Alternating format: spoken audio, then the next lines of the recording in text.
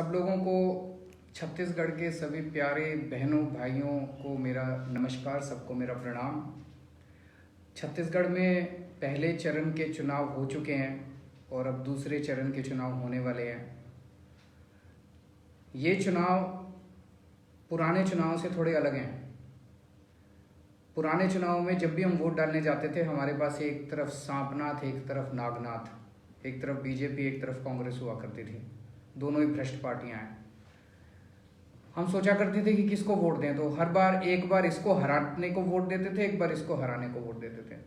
लेकिन इस बार अपने पास एक ईमानदार पार्टी है, आम आदमी पार्टी, जो आपका भविष्य बदल सकती है, छत्तीसगढ़ का भविष्य बदल सकती है, आपके बच्चों का भविष्य बदल सकती है। 3 साल पहले दिल्ली के अंदर भी लोगों ने निर्णय लिया था।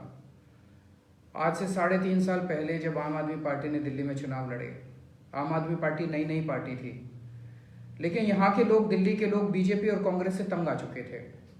तो लोगों ने निर्णय लिया और 70 में से 67 सीट देके कांग्रेस को 0 सीट दी, बीजेपी को 3 सीट दी, आम आदमी पार्टी की सरकार बनाई थी।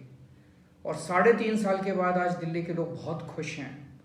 दिल्ली में जिस तरह से स्कूलों का काया पलट हुआ है, शिक्षा के क्षेत्र में क्रांतिकारी काम हुआ है, पूरी दुनिया के अंदर आज उसकी चर्चा चल रही है।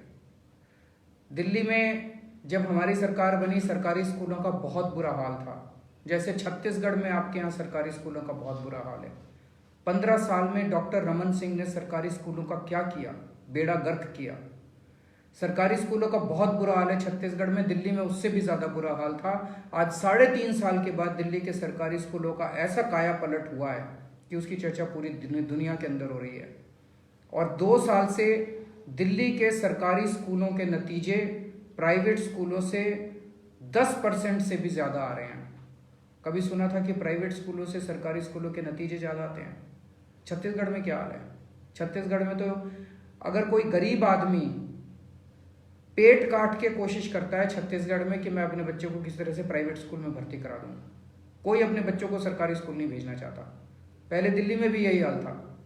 जब मैं मुख्यमंत्री बना, मेरे पास लोग आते थे सिफारिश लेके, जी मेरे बच्चे का फलाने प्राइवेट स्कूल में एडमिशन करा दो, फलाने में करा दो। आज मेरे पास सिफारिश लेके आते, जी मेरे बच्चे का फलाने सरकारी स्कूल में एडमिशन करा दो। तो अगर आपको शिक्षा में बदलाव लाना है तो केवल आम आदमी पार्टी कर सकती है। 3 साल से दिल्ली में प्राइवेट स्कूलों की फीस नहीं बढ़ने दी। प्राइवेट स्कूल वाले गुंडागर्दी करते हैं ना, हर साल मनमाने तरीके से फीस बढ़ा देते हैं। 3 साल से दिल्ली में प्राइवेट स्कूलों की फीस नहीं बढ़ने दी, उल्टे 1-2 जिन स्कूलों ने फीस बढ़ाई उनसे कम करा के पैसे वापस कराए हैं, जो भारत के इतिहास में आज पहली बार हो रहा है। ये केवल आम आदमी पार्टी कर सकती है, क्योंकि हम ईमानदार सरकार हैं। हम भी प्राइवेट स्कूल वालों से पैसे खा लेते, पार्टी फंड में ले लेते और उनको थोड़ी बहुत फीस बढ़ा लेने देते, लेकिन ईमानदार सरकार है, हम ऐसा नहीं करते। उसी तरह से सरकारी अस्पताल जितने हैं दिल्ली सरकार के, उनको इतना शानदार बना दिया है सारे सरकारी अस्पतालों को, सारा इलाज, सारे टेस्ट, सारे दवाइयाँ, सब कुछ मुफ्त है, अमीरों के लिए भी, गरीबों के लिए भी। दिल्ली में मोहल्ला क्लिनिक बन रहे हैं जिनकी चर्चा पूरी दुनिया के अंदर हो रही है। शानदार मोहल्ला क्लिनिक। मोहल्ला क्लिनिक छोटी छोटी डिस्पेंसरियों को बोलते हैं। ये छत्तीसगढ़ में भी हो सकता है, लेकिन आपको सरकार बदलनी पड़ेगी, ईमानदार सरकार लानी पड़ेगी इस बार। आज जब मैं दिल्ली का मुख्यमंत्री बना, सबसे महंगी बिजली दिल्ली के अंदर हुआ करती थी, आज पूरे देश में सबसे सस्ती बिजली दिल्ली के अंदर कर दी। 3 साल से बिजली के दाम नहीं बढ़ने दिए और सबसे सस्ती बिजली कर दी। हमारे से पहले कांग्रेस बीजेपी की सरकारें थी, उन्होंने क्यों नहीं करी? क्योंकि वो बिजली कंपनियों से मिले हुए थे, बिजली कंपनियों से पैसा खाते थे। हम ईमानदार हैं, हम पैसा खाते नहीं हैं, हम केवल और केवल जनता के लिए काम करते हैं। छत्तीसगढ़ में भी बिजली सस्ती हो सकती है, आपको सरकार बदलनी पड़ेगी, ईमानदार सरकार लानी पड़ेगी। दिल्ली के अंदर हर परिवार को 20-20 हज़ार लीटर पानी हम लोगों ने मुफ्त दिया है। किसानों की 2 साल पहले दिल्ली में बारिश हो गई, किसानों की फसलें बर्बाद हो गई। मैं खुद गया खेतों का मुआयना करने के लिए और मैंने देखा कि किसानों का बहुत बुरा हाल हो गया था। हमने 20-20 हज़ार रुपये प्रति एकड़ के हिसाब से, 50 हज़ार रुपये प्रति हेक्टेयर के हिसाब से मुआवजा दिलाया और 3-3 महीने में लोगों के घरों पे चेक आ गया। लोगों को धक्के नहीं खाने पड़े, 3 महीने में लोगों को चेक मिल गए अपने मुआवजे के। भारत के इतिहास में सबसे ज़्यादा मुआवजा दिल्ली सरकार ने दिया है, आज तक कभी किसी को नहीं मिला।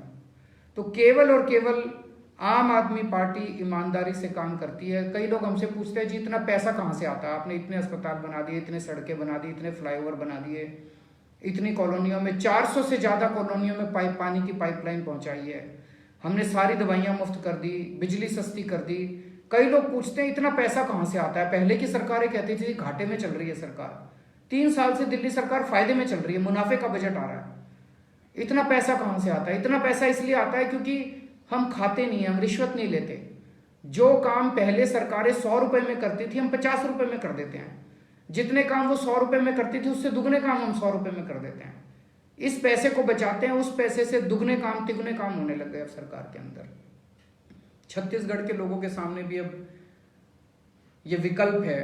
अभी तक अपने पास विकल्प नहीं होता था, अब अपने पास विकल्प है। हम ईमानदार सरकार चुनेंगे तो अपने बच्चों को अच्छी शिक्षा मिलेगी, अच्छे अस्पताल बनेंगे, अच्छी दवाइयाँ मिलेंगी अस्पतालों के अंदर।